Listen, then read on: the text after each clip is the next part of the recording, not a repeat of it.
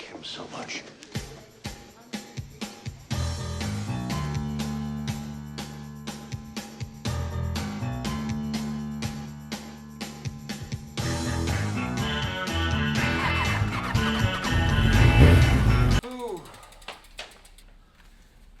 Wife called in the middle of everything. I had to go pick up some groceries. And I'm the best husband you could ever have because I'm saving up points. Because the day after tomorrow, I'm off 5 weeks with the boys. So, for this season, 2021, I've upgraded my kit a little bit because what I first bought when I started with adventure and off-road riding and things like that, I bought some kit.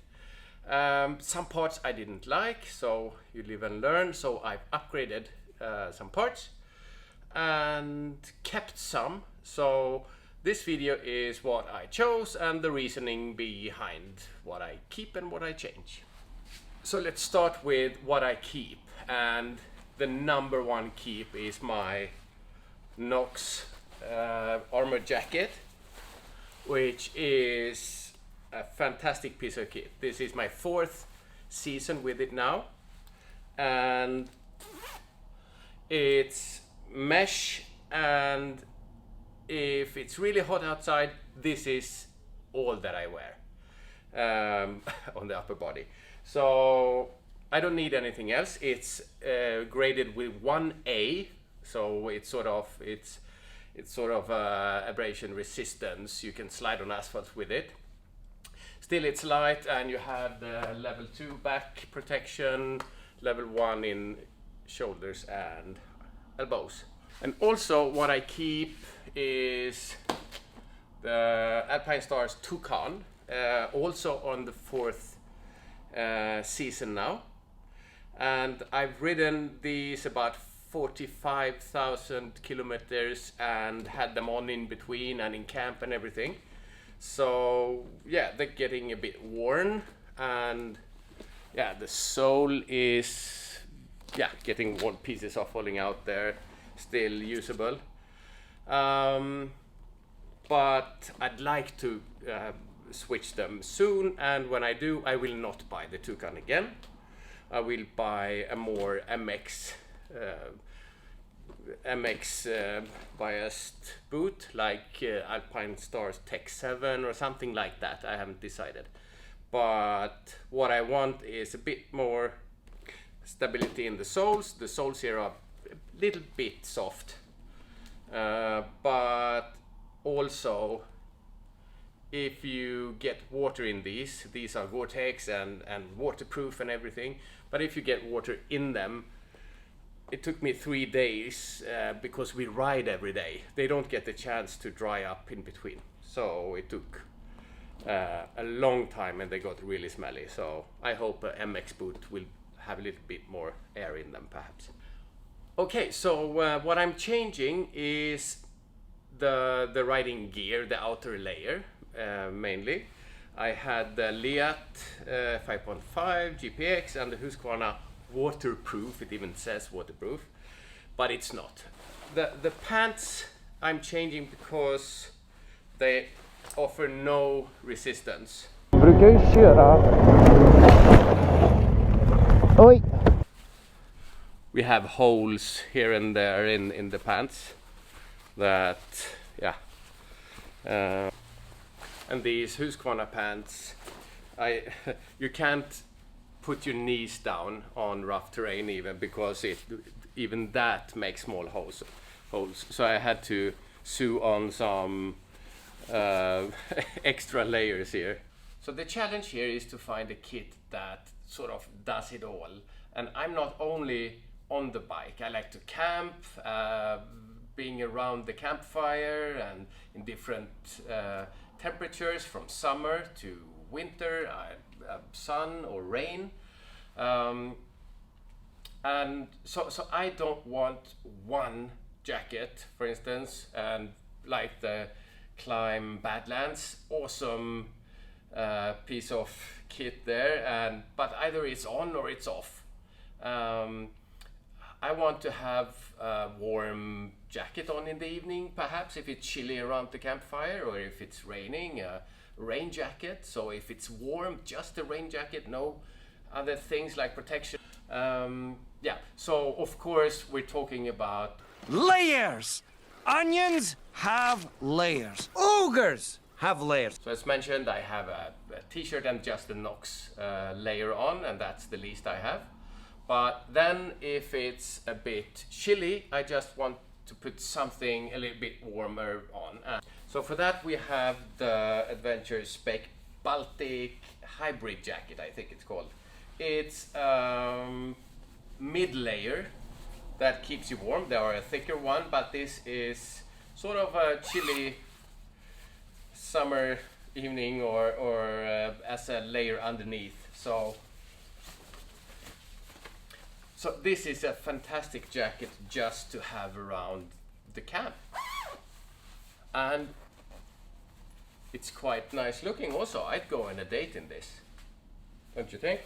So with this layer you stay a bit warm, and if you put a wind protected layer on top of this, it really gives it the chance to keep you warm. So on top of this, it's the Singletrack jacket also from Adventurespec, and I like this one because it's very light. You have some really abrasive resistant parts here, which is rugged, and you can, yeah, they take a beating. But other than that, it's very light. I think it's about 700 grams. So, and it's fully water resistant. Like so.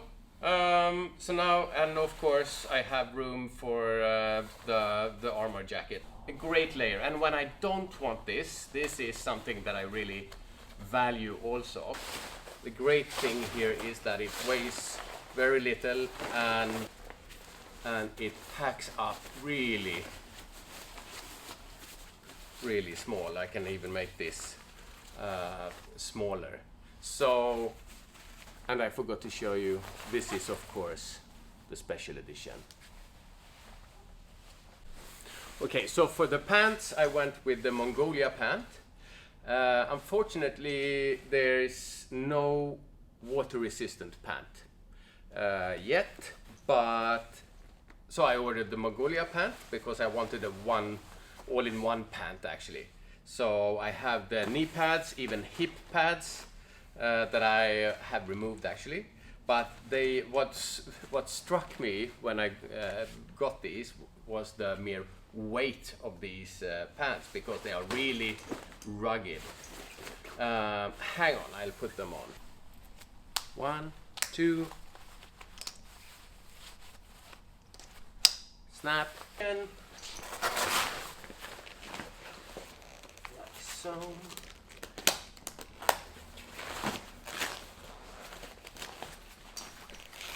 And thick.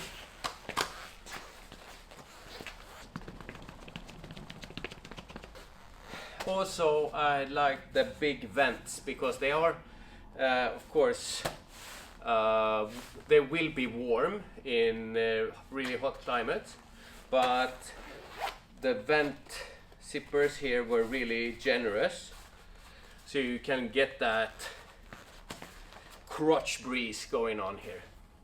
So that's nice, especially when standing up. And then the jacket over here. Also, and we can actually put the helmet on, so it doesn't go that far. So speaking about helmets, I had the Knox Orsa OR3 helmet until now. Great helmet for the price, 400 euros approximately. Bad parts that I wanted to upgrade was the weight. It's almost 1.6 kilos, and then you add GoPros and stuff to that, so the swing weight was very high. So, and also it was an extremely loud helmet. So I got this, the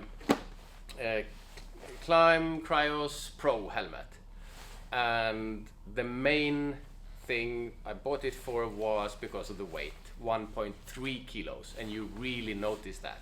It's super light. It's also very soft and comfy, and what I didn't expect, but I really love now, is it's way more silent. I can ride without earplugs much easier than with an X helmet. Or perhaps I did that too often in the Nex, so my hearing is impaired now. So I experience this as more silent. Or it is, not sure.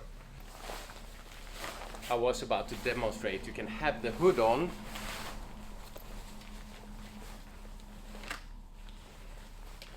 And be completely tight around the neck for the rain. Like that. So this is what I look like riding. If you see me around, you will recognize me now. Okay, so for the last thing, I usually and like to ride on with MX gloves that aren't that protective, really. So for a long trip with a lot of tarmac, I wanted something cool but still secure. So I got these, the Knox OR3. They're a summer glove. I used it for a while now, and yeah, so let's put them on. This is the best feature, really. You put them on and you have this. You press and you turn, and it closes around your wrist in a really nice way. You can really tighten it so you feel you have support on your wrist here. So, and you have these skid pads here, and yeah, just a very light and yeah, nice glove. Releasing them, just pull this out, this, and then. So yeah, these are, I have to admit, the only things that I got locally. All the other stuff I had to buy from abroad. But it's nice to be able to buy locally. MC Consult, Lidköping, my home and birth town. Drop them by their place because they're quite cool. They have these arcade games and coffee and hot dogs and always something, gravel tours and things, everything. So if you get to my area and pop by MC Consult, this is advertisement, but it's local, and support your local dealers, right? So that was that. Hope you liked it. So that's the gear I'm going to use this season, and yeah, if you have any questions, just write them down below and I'll try to answer them. Other than that, I'll probably make another video, but then it's travel time for a couple of weeks, and then there will be a series of videos with riding action coming, so looking forward to that. Other than that, yeah, see you in the next one. Bye bye. Parfaits may be the most delicious thing on the whole damn planet. You know, I think I preferred your humming. Do you have a tissue or something? Because I'm making a mess. Just the word parfait made me start slobbering.